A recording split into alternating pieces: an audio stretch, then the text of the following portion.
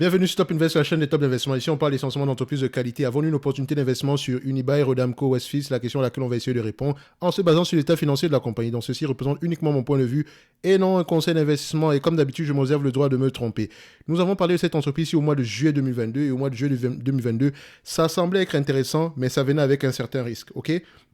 Donc, entre-temps, nous avons une entreprise ici qui a publié ses résultats semestriels. Et comme je vous l'avais dit ici, il faut regarder si le management fait ce qu'ils ont dit. D'accord? Donc, la vidéo en question dure à peu près une vingtaine de minutes ici, donc je vous encourage à aller la voir parce qu'en fait, les deux sont reliés. Parce que ici, je vais juste faire une mise à jour sommaire par rapport aux états financiers ici, parce que vu qu'on a les états financiers du second semestre ici, juste on va les commenter rapidement. Donc, les états financiers ici sont corrects. Le management s'attend toujours à avoir à peu près, voilà, aux alentours de 8 euros, 8,20 € par action, d'accord? 8,20 € par action minimum d'ici la fin de l'année, d'ici 2022, donc 8,20 € par action, même à 10 fois les bénéfices. Ça vous revient quand même en termes de average fund from operation. Ça vous revient au moins aux alentours de 80 € par là, ok? L'action.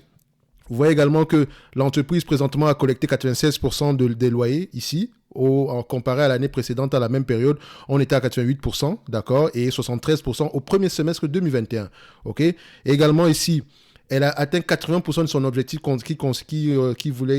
objectif concernant, selon lequel elle voulait vendre, donc se débarrasser de près de 4 milliards d'actifs en Europe. Ok, donc elle a atteint ce target-là déjà à 80% présentement. Donc je vous ai dit dernièrement qu'elle veut se départir totalement de ses activités aux États-Unis, donc pour pouvoir rembourser la dette ici. Donc on a cette information-là également qui est correcte. Et dans la dette nette sur EBITDA ici, était aux alentours de 16 fois les bénéfices au premier semestre de l'année précédente. Maintenant, c'est 11 fois les bénéfices. Également parce que l'EBITDA a augmenté. Alors, après ça également ici, on a déjà parlé de ça. Alors, on continue. Je vous encourage à aller lire les rapports financiers. Hein. Il y a également la valeur des actifs. Les actifs ont également pris de la valeur ici. Comme d'habitude, c'est correct. On continue ici. C'est une bonne chose, surtout si elle doit se départir de certains de ses actifs ici. Donc, on va voir. Voilà, ici.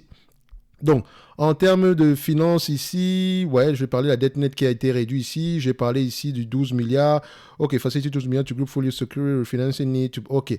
Donc, présentement, l'entreprise mentionne que, en date d'aujourd'hui, ils ont les moyens, je dis bien, ils ont les moyens de pouvoir au moins payer la dette sur les 5 années à venir.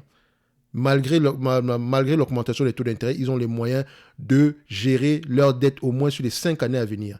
Et pour ça, ils vous mentionnent qu'on a présentement du cash à hauteur de 12 milliards ou des facilités de cash à hauteur de 12 milliards par là, d'accord? Donc, ça leur permet à peu près de pouvoir se refinancer ici sur les 36 mois à venir. Donc, c'est à peu près correct par rapport à ce qu'on voit ici. Donc, moi, ce qui nous dérangeait d'abord ici, c'était le niveau d'endettement. On peut déjà voir ici que, selon ce que le management mentionne, également aller vérifier ici pour qu'est-ce qu'il le mentionne, ils vous disent qu'on a sur les 5 années qui viennent, on peut gérer la dette. On peut gérer nos engagements financiers. Et si c'est le cas, moi, j'aime ça. Parce qu'on s'en va dans une période difficile. Donc, c'est-à-dire que si au niveau de la dette, vous n'êtes pas pressé, ça veut dire que vous pouvez également être patient pour avoir le meilleur prix possible lors de la vente de vos actifs. Vous n'êtes plus pris par le temps. Donc, ça, c'est une bonne information. Maintenant, par rapport au guidance ici, aux prévisions ici, ils vous disent qu'on s'attend à peu près à avoir des revenus aux alentours des AFFO, aux alentours, ils appellent ça ici AREPS, aux alentours de 8,20 € par action ici, dans un environnement normal. Ils s'entendent également à avoir une augmentation des loyers, etc. Et continuer à peu près le processus de deleveraging. D'accord? Donc, vente d'actifs, repaiement de la dette ici. Assez de bonnes informations, d'accord? On a assez de bonnes informations ici. Comme je vous l'avais dit, le plan de départ est toujours en bonne marche, ok? Donc, on continue à vendre certains actifs pour repayer la dette, d'accord? Donc, on a un niveau d'endettement assez élevé ici. Et je vous avais dit que minimum ici, on s'attend aux alentours des 80 €. Actuellement, l'entreprise cote à 43 € par là. Est-ce que nous avons une opportunité d'investissement ici aujourd'hui? Oui, meilleure que précédemment ici. Ils vous disent qu'ils ont ils ont une valorisation des actifs aux alentours des 60 € par là. Je vous avais montré également sur la dernière vidéo que, bon, on pouvait également un peu modifier ce chiffre-là, mais on était au moins une centaine d'euros en montant. OK? Donc, juste à ce niveau-là, l'entreprise s'échange déjà ici aujourd'hui à un niveau inférieur à la valeur de ses actifs. Ça peut être intéressant pour les gens qui veulent investir dans l'immobilier. Donc ici, vous achetez l'entreprise pour moins que la valeur de ses actifs ici. Au début, elle était pressée par la dette. Maintenant, la dette n'est plus réellement un problème ici. Au moins sur les 5 années à venir, elle peut s'en sortir. Donc, elle va s'en sortir déjà parce qu'elle a du cash ou bien des facilités de cash ici. Et deuxièmement, en revendant certains de ses actifs. Donc, On n'a pas encore parlé du dividende ici, donc est-ce qu'on a mentionné le dividende ici? Il me semble que le dividende ici va être réactivé. Je pense qu'on l'avait annulé ici jusqu'en 2024 ou 2023, un truc comme ça. Dividende income, non-interest. Donc, est-ce qu'on a parlé de dividende ici? Income, dividende. Donc, je n'ai pas d'informations concernant le dividende. Attendez. Cash flow proportion, 127 millions, consolidated cash flow, higher dividend income, result from the company account using. OK. Donc, concernant le dividende versé aux actionnaires ici, pour le moment, je pense que c'est le stand-by. Je n'ai pas écouté le conference call. Peut-être qu'on a mentionné le dividende ici. Je ne sais pas. Je n'ai pas regardé. Je n'ai pas prêté attention au conference call ici. Ça serait intéressant d'aller peut-être regarder le transcript concernant le conference call des résultats semestriels ici. Donc, je peux peut-être aller ici regarder Seeking Alpha. D'accord. On va essayer de regarder ici Seeking Alpha. Si on a le conference call ici. Alors, je vais mettre ici Unibail, URW. Alors, Seeking Alpha, c'est un site que j'aime bien, mais c'est un site où également, il faut faire attention à ce que l'information que vous recherchez, parce que parfois, il y a beaucoup de gens qui écrivent, qui font des analyses sur tout et n'importe quoi. Donc, il faut vraiment... Moi, généralement, j'aime regarder ce site, surtout quand j'ai une idée optimiste par rapport à une entreprise. J'aime regarder si quelqu'un est pessimiste. Ça me permet à peu près de voir à peu près où est-ce que je me suis trompé. Par exemple, vous avez celui-ci qui vous dit Strong Sales, Unibail Rodamco, Structurally Challenge and Over Leverage.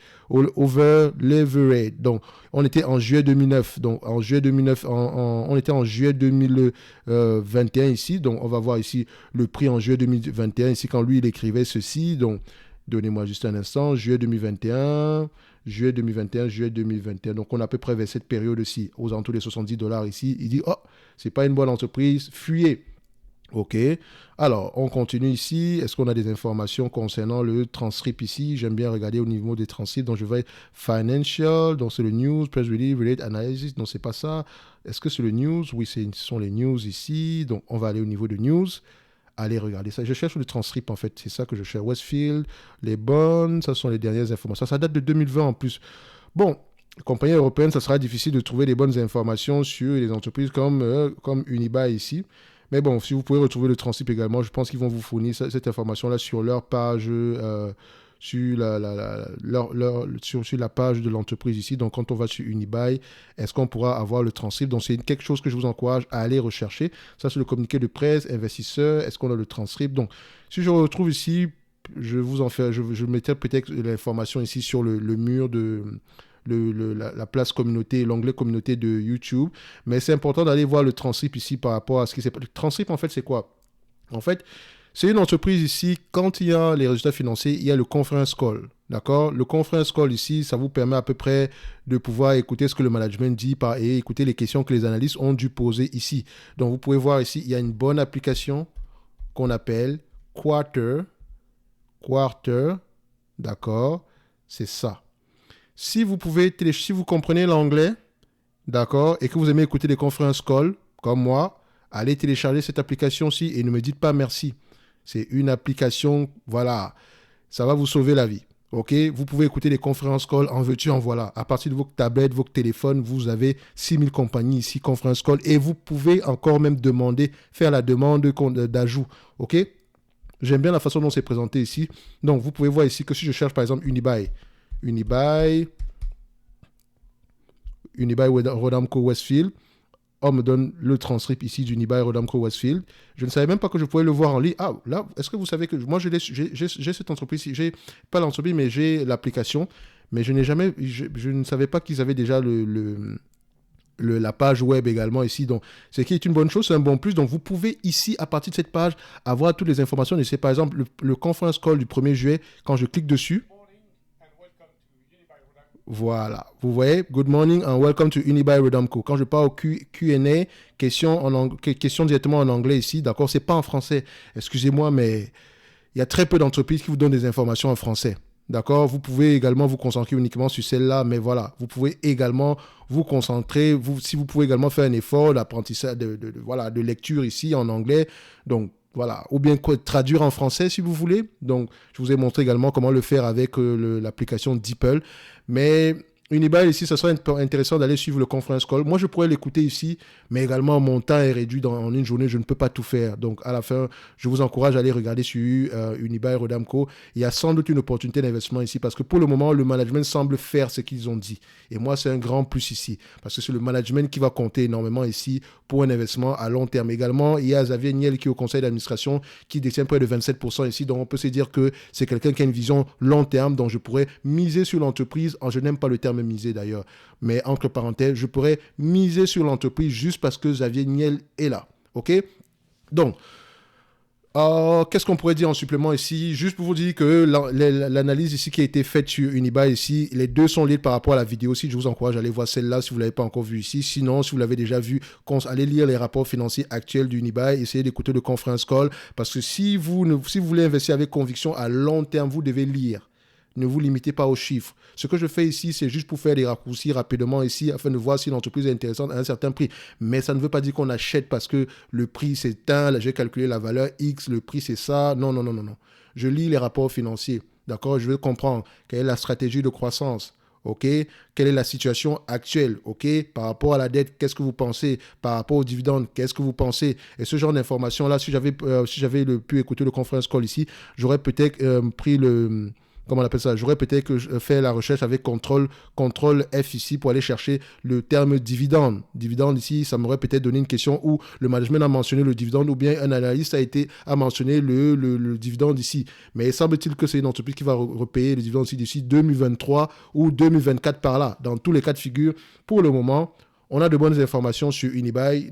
Le plan de départ est toujours d'actualité et le prix actuel est encore plus intéressant que la dernière fois et on reste toujours en dessous de la valeur des actifs. Tant mieux si on vend les actifs à leur juste valeur, tant mieux même si on les vend à 80% de leur juste valeur, on a toujours quelque chose d'intéressant. Je vous encourage à aller lire les rapports financiers d'Unibail et voilà. Encore une fois, je mentionne la compagnie Argan SA. Je continue à insister sur Argan parce que nous avons une entreprise ici qui a 99% de ses bâtiments qui sont loués.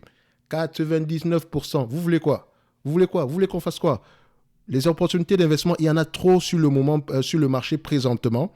D'accord? Soyez sélectionnés uniquement la crème de la crème. Donc, Argan, ici, c'est une belle entreprise. Je ne la connaissais pas, on me l'a mentionné. Quand j'ai lu les rapports financiers la première fois, j'ai fait waouh, quelle belle entreprise. Donc, elle est là.